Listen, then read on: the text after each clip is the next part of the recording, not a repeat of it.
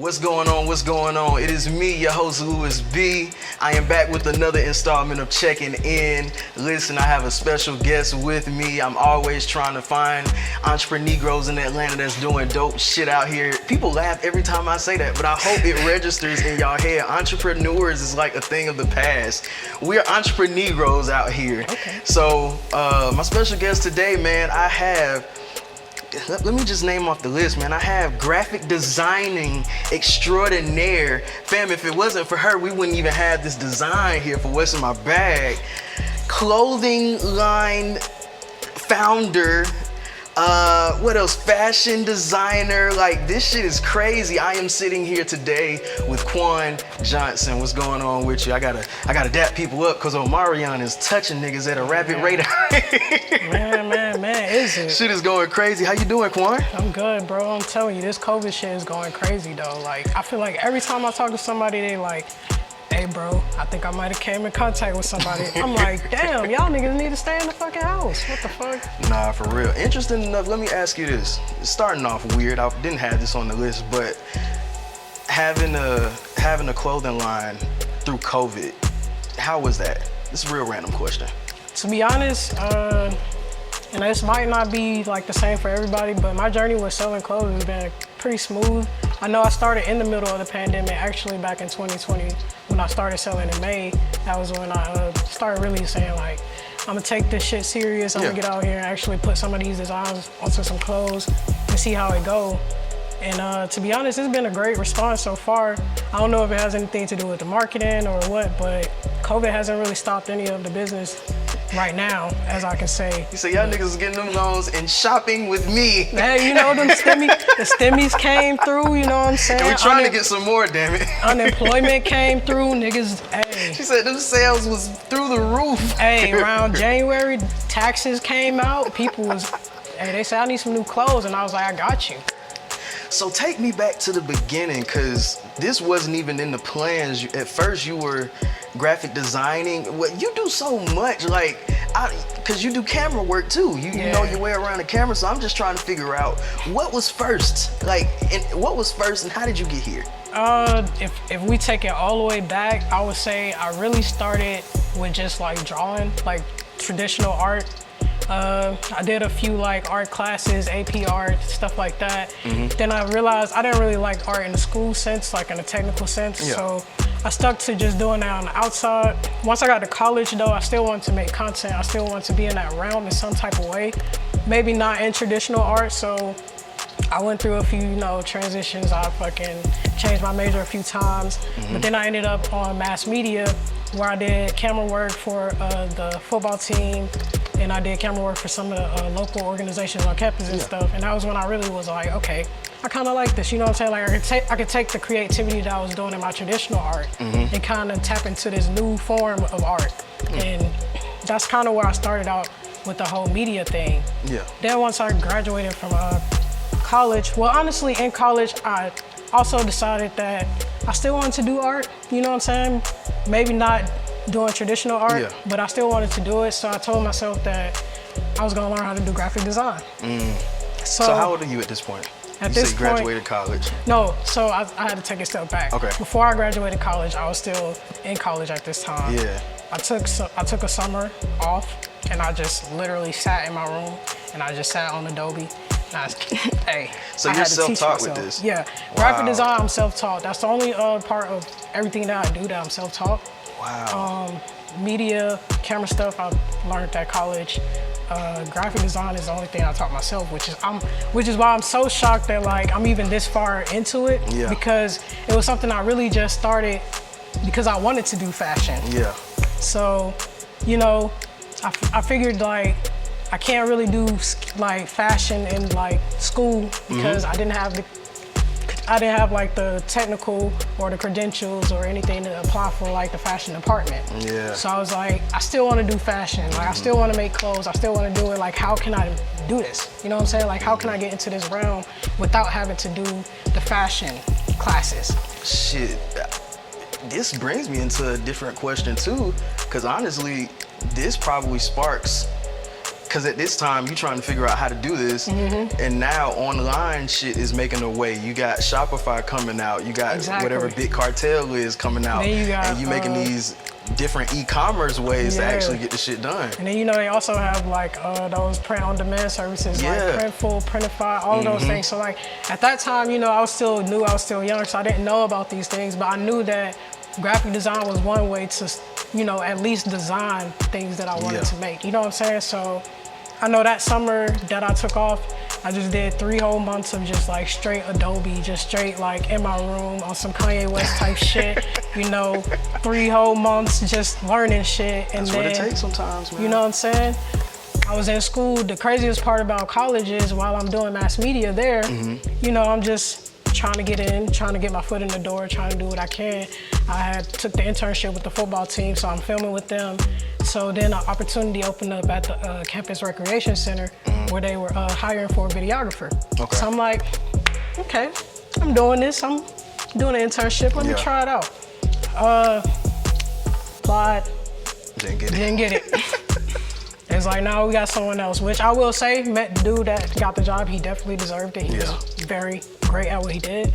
But it wasn't all bad news, because at the same time, they hit me back and they said, we did take a look at your portfolio though, and we think you should apply for the graphic design position. Nice. And so from there, I was like, why not? Shoot, you already saw what I have, so let me do it. And that's where basically my whole graphic design career started. So from here, we going to graphic design. Are you freelancing yet? Or is at this point, no, I'm just still learning. I'm literally in the office at the campus recreation center just learning, you know what I'm saying? Like, yeah, I'm in the field, but like at the same time, I still felt new to everything. Like I wasn't able to illustrate, I wasn't able to really manipulate a lot. Like I was okay, like I was very novice, like I wasn't advanced or anything. So for me, it was just a learning experience, that first job, you know what I'm saying? I really wanted to learn as much as I can. And I really learned a lot about marketing at that time. Like, it wasn't just graphic design. Like, I learned how to brand, I learned how to market, I learned how to, you know what I'm saying? So it's not just selling t-shirts and shit with screen printed stuff on it, dog. If it was. And this is just off on a tangent. One thing I think, like you said about branding, you have to have something that sets you apart. Shouts out to God is dope. It's just a simple ass phrase, but it's something that everybody, it works, just like you said. And it's something that when you talk about branding, something as simple as the shit that's on the thing, on your shit, it don't even have to be the craziest font. Sometimes it's what you say that could do the job. And that's how people can sell like phrases. You know how people are like fast fashion, fast fashion? That's how fast fashion works though, because it's like... What is fast fashion? So typically when we speak about fast fashion, we're thinking about things like Fashion Nova, ASOS, Shine, whatever that's called, those type of things where they aren't really making things that last, but they're getting things that's quick and that's fashionable, that's trendy, that's hot. You know what I'm saying? So like just the big text on the shirts, you know, just something that says something quirky like Black Girls Rock or, you know, anything like that. They'll do it, but it won't be like quality, you know what I'm saying? So it's not something that's meant to last, but it's something that's meant to sell out fast.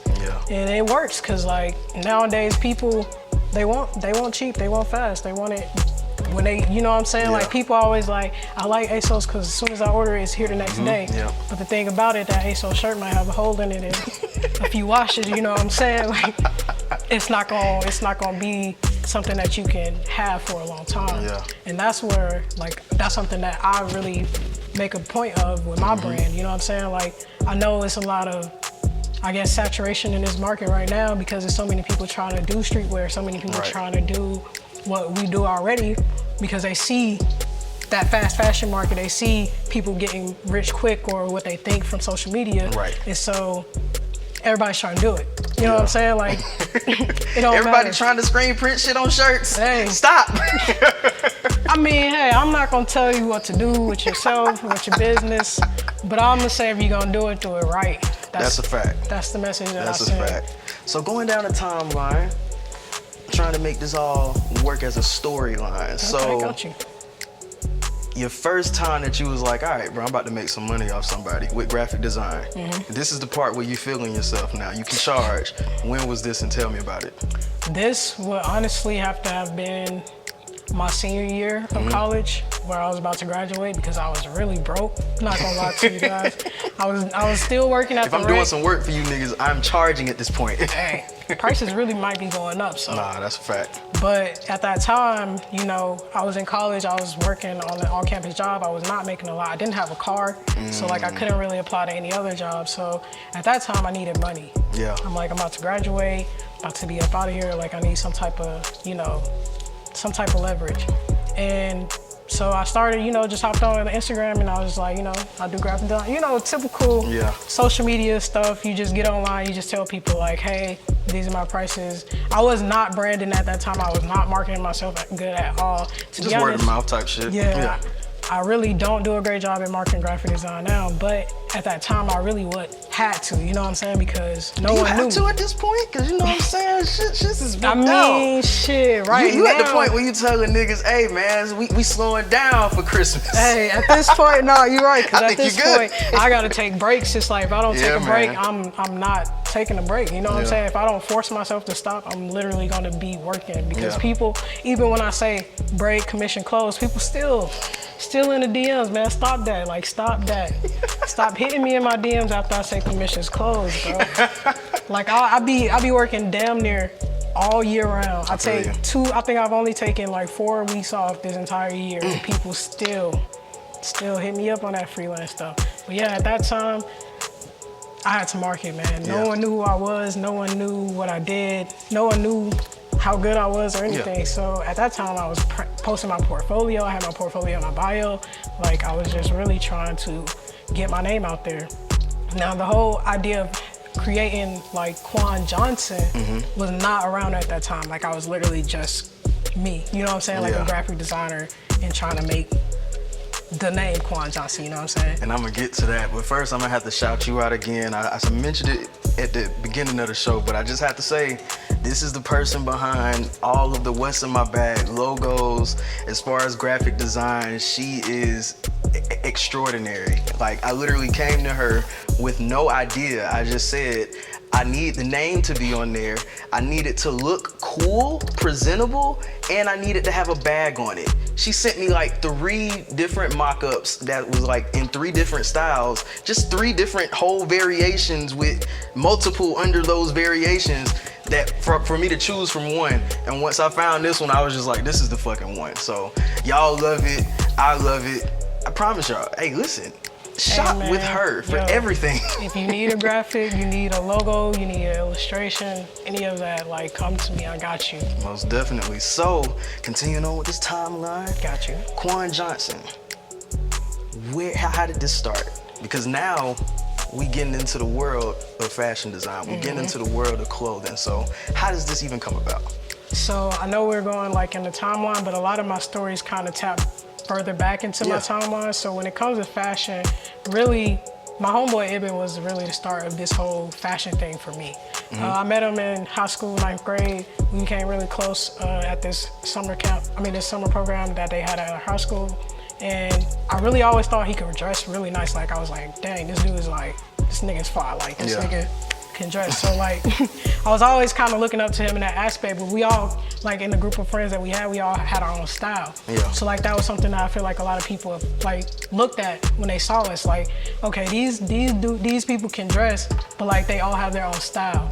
And so at that time, we really were into skateboarding. We was really into like typical streetwear, you know, early 2000s kids stuff, jerkin, wearing, you know, wearing the colored skinnies and stuff like that. But as time evolved, you know, our sense of style evolved, and we always talked about doing a brand. And we actually, honestly, back in high school, we actually did try to start a brand, a few brands, you know what I'm saying? Tried to do our own thing back then, but neither of us knew how to do design, neither of us knew how to do, you know, we just wanted to, you know what I'm saying? We just knew what we wanted to do, but we didn't know how to do it type of thing. And so fast forward, when this all started, you know what I'm saying? Like, I was like, man, I'm doing these graphics, I'm getting like money off freelance type stuff. Like, I still want to do that fashion stuff that we started back then, you know what I'm saying? Like, maybe not the same style, maybe not the same, you know what I'm saying, brand that we had started originally, but I still want to do that. And at that time we weren't even like near each other because I think I was still in, I was still transitioning back to Atlanta. He was doing his thing because he was in school at Morehouse, and so we didn't do the brand together. But we still, knew what we wanted to. We knew that was still the lane that we wanted to be in. Right. And so once I got back home, I really was like, okay, let me really take this to the next level. Let me put some of this stuff on shirts. Let me see how it is. And that was when I was also like, okay, but what is the brand going to be? You know what I'm saying? So it's what's like, gonna make this stand out? You know what I'm saying? So it's like, okay, when we tried it before, it was like, okay, we knew what we wanted to do, but we still didn't know what it was gonna be. Right. So like, this is the same problem I'm having now. So now I have to figure out what is this brand gonna be, because I learned all these skills to do this thing, but like now I still don't know what I want to put out there. And so I'm still just freelancing, and at that time I'm like, what is my, like, who am I? You know what I'm saying? Because I feel like as an artist, everybody kind of go through that stage of like, who am I as an artist? You know what I'm saying? Like, yeah, I'm me outside of this, but like, who am I when I tap into that realm? You know what I'm saying? And so for me, after 5 months of hardcore sleepless nights, she woke up and she said, I'm Quan Johnson. I mean, hey, like, I'm not even gonna lie, that's basically how it came, because like there was no, okay, so like I will say the first attempt was, okay, my birthday is 1/11. So I like that. I was like, okay, it's consistent. Gang, 115, let's go. It's consistent, it's like, it looks good, you know what I'm saying? When you see 1/11, it sounds good, like it can work. But then I was like, I started putting stuff out, I started like doing samples and stuff, and I was like, this is not it, you know what I'm saying? It's like, what is 1/11? Yeah. Here we are back at square one, you know what I'm saying? So like, I was like, all right, scratch that. And so now I'm still trying to figure out, who am I, what am I doing? Like, what is this gonna be? And eventually, like, I was like, people call me Quan all the time. Like, here at school, like, that's just the nickname that I was given, you know what I'm saying? It's the first 4 letters of my name. It's like what people know me as outside of who I am. So like, why not use that? You know what I'm saying? So like, I'm sitting here and I'm like, okay, Quan Johnson. So then we go, Quan Johnson Designs. Okay. That's cool. It's cool. That don't really work, you know what I'm saying? Right. But then we also gotta remember, I do all these other things as well. So I'm like, how can we make this easy as a business to just put under one roof? Right, you know what I'm saying? If I wanna go put money behind this, like, how can I make this all into one? And so I say, you know what? I'm not just a graphic designer. That's not just what I do. So like, maybe that's why I'm having such a bad, like, an issue with this, because that's not all that I am. You know what I'm saying? And so like, then it became Quan Johnson Entertainment. Because I make all this content. Like, at that time I had graduated college, so like now I'm freelancing graphic design, but I'm also freelancing videography work because I need to make money. I don't have a job. Facts. Nobody was really hiring at that time, so like, I'm just trying to make money. So like, I'm freelancing at a few content agencies on the side. I'm doing graphic design stuff. So I'm like, that works. Like, it makes sense. Quan Johnson Entertainment, you know what I'm saying? And so I was like, I'm behind it. Like, I like it. I feel like if I wanted to make sub brands, it could be Quan Johnson. It could be, you know what I'm saying? It could just be simpler than trying to make, all these separate things. That's why I try to tell clients all the time when they come to me for designs and come to me for work. It's like, I have to get them to understand that like logos and things that are for marketing, but at the same time, you gotta realize this is something that symbolizes what you do. Right. It's something that's gonna encompass all of that, and it should be something that people see and they automatically know that. It shouldn't have to say that, you know what I'm saying? In a way, it shouldn't have to put every little detail into that for people to know. But it's just a learning game for a lot of people, and I don't mind teaching them because it's something I'm passionate about. So with your clothing, tell me about your style. I'll tell you what I observed first. Okay. What I observed from your style, you want to hook people in with colors. You want to hook people in with, I don't know, I'm gonna say this word, kind of like a psychedelic trip for a lot of your designs. Like, you have, I think your most popular ones that I'll say that you may like, you could correct me if I'm wrong, but I feel like you like your flower designs with the little men's in it, and it's just different shit that you do different things. So tell me about like your style and your inspiration behind it. So I guess like inspiration really will have to come from like some of my favorite streetwear brands. So I really look up to this brand by a dude named Joe Fresh Goods, up in Chicago. Shouts out to him. So yeah, he's a black designer as well. And he does a lot of like positivity, like promoting positivity, promoting like black positivity, just being happy and like appreciating the little things in life. And I really like that. A lot of his stuff includes like colors and bright stuff like that. So I really think that's where a lot of it comes from. But also I feel like I try to do the same in my personal life, like promoting positivity, promoting peace and happiness, because a lot of people just tend to be so negative all the time. And it's like, I don't understand how people can live like that. Like sometimes, yeah, you might have a bad day, but at the end of the day, it's always something that you could be looking forward to, something positive that you can find in that day. And I think one of my favorite shirts from Joe Fresh Goods says, find beauty in the ugliest days. And that's a strong message to me. And so like, I like to mimic things like that, because to me, it sends out more than just, this is something that looks nice or this is something that's cool. It's also sending out a good message that isn't being done in a corny way. Because I feel like some things, you know, some of these shirts can get real, they can blur the line of, you know what I'm saying? A lot of y'all niggas gonna get sued too. I'ma just say that. Hey, Nike already coming for them shoe dudes, bro. All these companies about to come for their shit. Man, they like, hey, stop stealing our designs, bro. Man. Just hire me. I can make y'all some unique designs. I'm telling y'all. And from what I see, you not going crazy with no copyright shits. Like this shit looks good. These are custom shirts, by the way. I'm glad that, you know, people that are up on game are smart. Like when the Braves won the World Series, she had a design ready in what, like 2 days? Was it like 2 or 3 days? And to be honest, man, let me tell you, that's something I can say that a lot of practice has helped me with. Like the way I can get a design out, bro, to be honest, it's pretty fucking impressive to me. Like I'm like, wow, like at first, like thinking back to the beginning, it used to really take me about 5-6 hours to do a design. Like sitting there on the computer. This is before I had touch screens, iPads, anything like that. I'm sitting there trying to, you know, draw on a little mouse on the laptop, you know, all that stuff. So now, time to make a design. How long did it take you to make this? I would say it was probably about two hours, no more than 3. And she was ready to ship that shit off the niggas in the next week. This is crazy. Yeah, shout out to my boy Evan again, bro. Man. He printed these for us, got them looking crisp.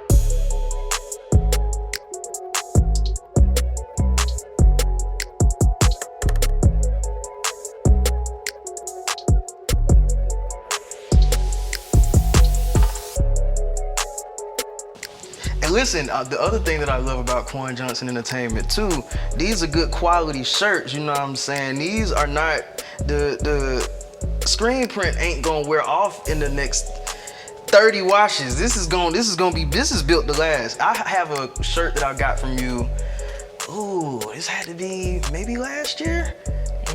The packaging was great. One thing about Quan too, she has great packaging. It was an Atlanta series, which most of them are, and then she put it in like the packaging was similar to like Hot Wings. So I was like, fam, this is some of the most creative shit, and it was a shirt inside of the damn box, and I was like, fam, it gets no better than this. So make sure y'all shop with Quan Johnson, because she is doing some amazing things out here. I do want to ask you, you talked about it a little bit earlier, but what are some of your biggest challenges that you face when it comes to this industry? Biggest challenges. So I know you just complimented the speed and everything, but the biggest challenge is being consistent and trying to produce that speed, that level of speed and quality. Like a lot of times people don't understand, and to be honest, I'm still small, I'm still a one-person business. And so the thing that people don't realize is with one person, I'm doing all of this. Like I'm designing, I'm packaging, I'm getting shirts printed. I'm making sure everything is like done, you know, correctly, and making sure that everything is, I'm doing quality control, like all of that stuff. And the thing is, I also still have to work. I also still have to live. I also have to still be a person. And so the biggest like hurdle I've had is just trying to find time to like really be consistent with my speed and everything. Like so far it hasn't been bad because I haven't sold like all year round. Right. I've basically sold like a few months throughout the year, but as I do plan to, you know, sell more and do more throughout the year, I feel like my biggest hurdle is finding that consistency, because at some point I will have to hire more people because this stuff is hard. Good problems to have. Hard. What's your most popular design so far? My most popular design, I would say, is the shirt you actually talked about, the one with the flowers and the character design that I created.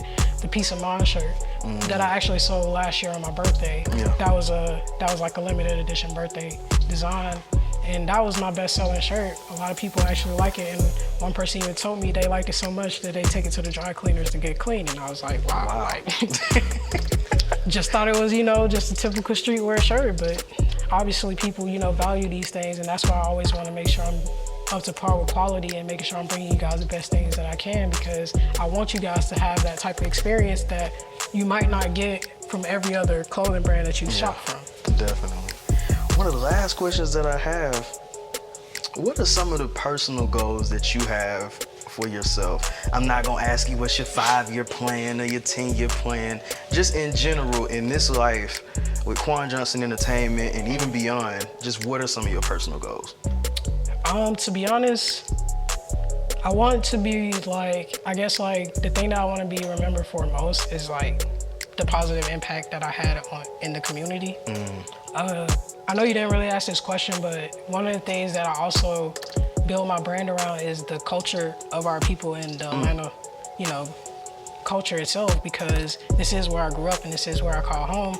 And I do feel like when you think of other big cities like New York or LA or Chicago, they have these brands, they have these already established things that people look up to. And I kind of want to have that same kind of brand that people can do the same with, you know what I'm saying? Like when they think of Atlanta, they know that they have some type of brand or some type of like community that they could say and be proud of, because I know, you know, like I said, in LA they have the Fairfax district, and New York they have Chinatown and all those other places. In Atlanta, we talk about our culture, but we don't have any type of hub like that the streetwear community or the kids that want to be in that community can really, besides like on a little 5 points, Wish, but Wish doesn't have like its own, you know what I'm saying, brand. Yeah, but yes, it has been another episode of Checking In. Listen, please go and support Quan Johnson and everything that she is doing. I promise you, she got some crazy shit going on. New designs are coming soon. Listen, she talked about her consistency, but I feel like she's one of the most consistent creators that I know, because the shit just keep on coming. And a lot of y'all niggas, y'all put a design out maybe like once a year and just ride with it. So shouts out to you, Quan. Thank you. Continue doing your thing, continue doing great things. And for all my other entrepreneurs that's out here in Atlanta, make sure you tap in with What's in My Bag. You can contact What's in My Bag Studios, WIMB Studios @gmail.com. If you want to be featured on our show. Yeah, another episode of Checking In. Me, your host, Louis B, and Quan Johnson. We out.